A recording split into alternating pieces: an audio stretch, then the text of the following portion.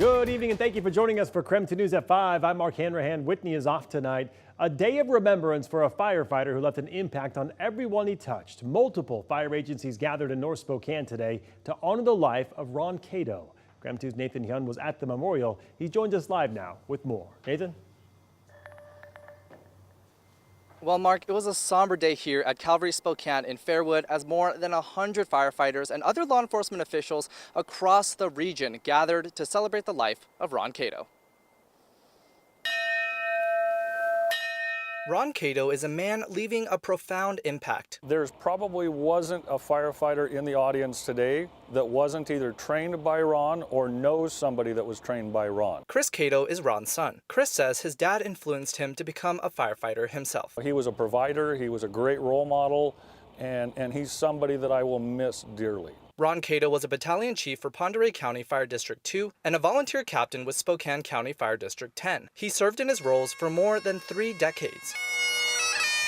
More than a dozen fire and other law enforcement vehicles took part in a procession from Spokane Valley all the way to North Spokane to honor Cato. He always wanted me to be better. He always wanted me to push myself a little harder than the guys on the department. Cato's daughter, Sarah Williams, hopes to continue her father's legacy. I'm going to try to be a little bit more like him. I'm going to try to make sure I'm always helping people. In addition to firefighting, Cato's family says Cato was an EMS instructor, Boy Scout leader, and firefighter trainer. Firefighters and law enforcement officials came from all over the region to celebrate Cato's life. Ron was a very positive individual. He was the type of person that brought out the very best in people. Mark Sams lives right next door to the station Cato worked at. Ron was the guy. He was a positive, just a beautiful human being, and he touched everyone. He really did.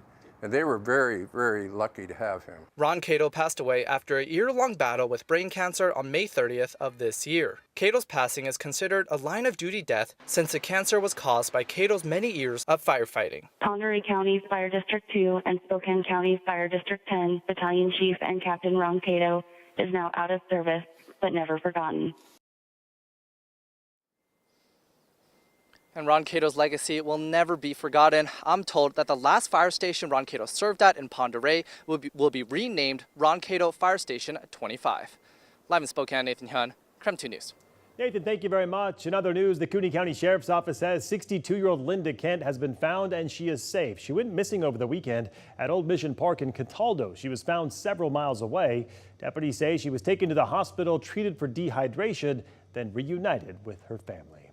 In other news, a staple with Spokane listeners no more. Morgan Murphy Media have canceled morning shows on 2 local radio stations. This means the popular Dave, Ken, and Molly show on 92.2 ZZU is canceled. That trio have been a beloved part of the community for 3 decades, consistently named the best radio team in the Inlanders Best of Readers poll. They didn't have the opportunity to say goodbye with the abrupt cancellation.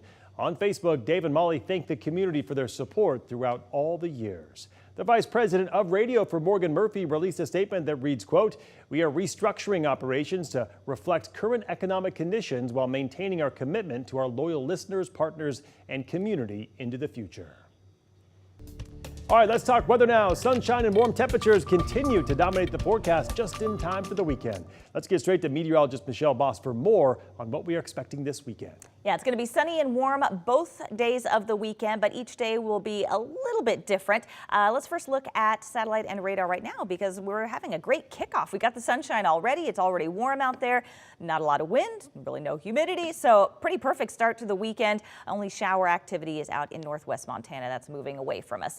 One thing we'll be keeping our eye out on for the second half of the weekend is the winds and the relative humidity. A fire weather watch has been issued by the Weather Service for much of eastern Washington, central and eastern Washington. We are looking at those winds to pick up on Sunday, gusts up to 40 miles per hour, and it is expected to be pretty dry. Should those thresholds be met or look like there's a good chance for those to be met, that'll be upgraded to a red flag warning for that region by tomorrow. Right now, we've got the heat 89 in Ritzville, 90s in Moses Lake, Othello, Walla Walla, and Lewiston, and we're We're in the low to mid 80s across North Idaho and eastern Washington. Short-term forecast keeps it warm all evening long. We'll be in the mid 70s by 9 p.m. and cooling off into the upper 50s overnight. A little bit more cloud cover on Saturday, but it'll be the hottest day, 89 degrees. We'll have more sunshine on Sunday, but it'll be windy and a little bit cooler, highs in the lower 80s. All right, sounds good, Michelle. Thank you very much. And if you are looking to get out and enjoy this beautiful weekend, why not hit the trail? KREM 2 Shannon Mowdy takes us to the new section of the Children of the Sun Trail.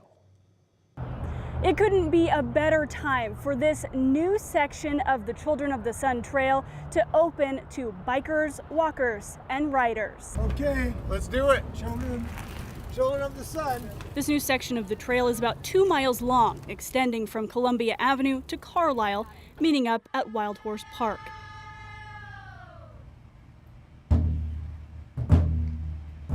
At Friday's ribbon cutting, the land and trail's indigenous origins were celebrated. While a companion trail for the North Spokane Corridor was planned a long time ago, the Children of the Sun Trail today that we see has evolved. It started out just being formally named by the Spokane tribe as Children of the Sun.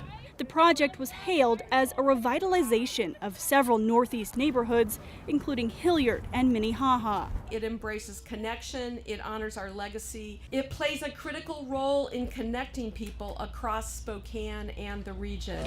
It's also being praised for offering more environmentally friendly commuting options. This gives people an opportunity to commute, to recreate with their families, and we're doing it all across the state of Washington because we have the Climate Commitment Act, and the Climate Commitment Act helps finance these trails all across the state of Washington. Pull it tight. 2, 1. All right. The Children of the Sun Trail will run parallel to the 10 miles of the North-South Freeway. It will eventually connect to Centennial Trail, though no completion date is set yet. Shannon Mowdy, KREM 2 News. And a construction alert for you this evening. The off-ramp of exit 238B on westbound I-90 reopens today. That's the Thor Freya exit. However, the city of Spokane says the eastbound Thor Freya exit will be closed instead starting today. For a complete list of closures, you can head to our website, krem.com.